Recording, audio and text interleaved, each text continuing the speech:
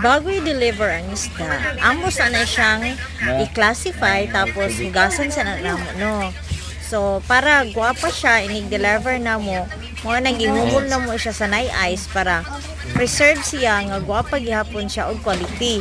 So karon among gi-classify ang mga pirit so gibutang na mo sa ice chest. So ginahumol sana siya no sa kanang naay bugnaw nga tubig with ice.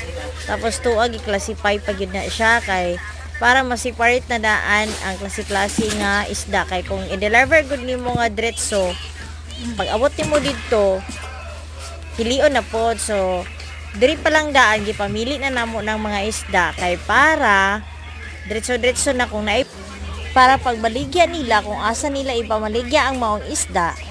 So, igon na lang sila magtawag tambaka, peret, galonggong, barilison.